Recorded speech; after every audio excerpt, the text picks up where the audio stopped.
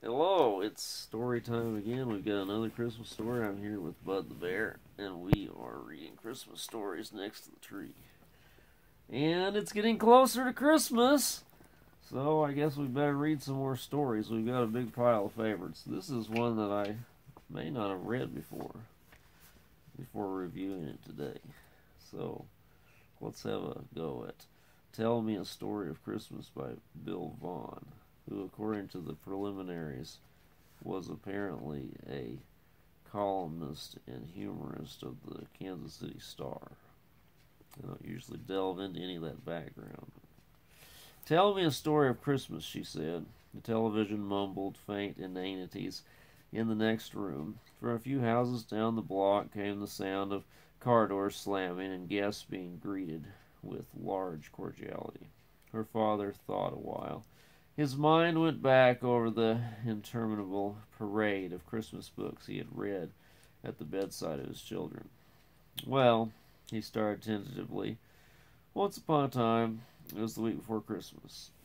All little elves at the North Pole were sad. I'm tired of elves, she whispered. And he could tell she was tired, maybe almost as weary as he was himself after the last few feverish days. Okay, he said.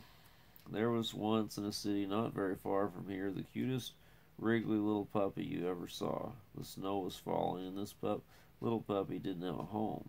As he walked along the streets, he saw a house that looked quite a bit like our house, and at the window was a little girl that looked quite a bit like me, she said with a sigh. I'm tired of puppies. I love Pinky, of course. I mean story puppies. Okay, he said, no puppies. This narrows the field. What? Nothing. I'll think of something. Oh, sure. There was a forest way up in the north, farther even than where Uncle Ed lives.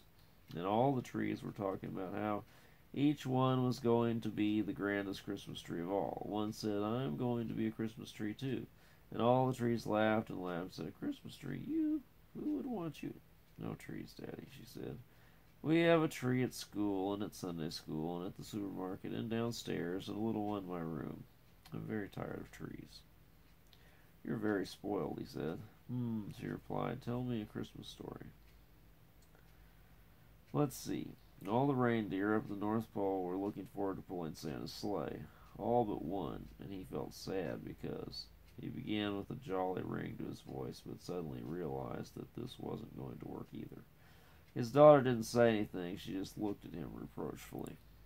Tired of reindeer too, he asked. Frankly, so am I. How about Christmas on the farm when I was a little boy? Would you like to hear about how it was in the olden days when my grandfather would heat up bricks and put them in the sleigh and we'd all go for a ride? Yes, Daddy, she said obediently, but not right now. Not tonight. He was silent, thinking. His repertoire, he was afraid, was exhausted. She was quiet, too. Maybe he thought I'm home free. Maybe she's gone to sleep. Daddy, she murmured, tell me a story of Christmas. Then it was as though he could read the words, so firmly were they in his memory. Still holding her hand, he leaned back. And it came to pass in those days that there went out a decree from Caesar Augustus that all the world should be taxed. Her hand tightened a bit in his, and he told her a story of Christmas.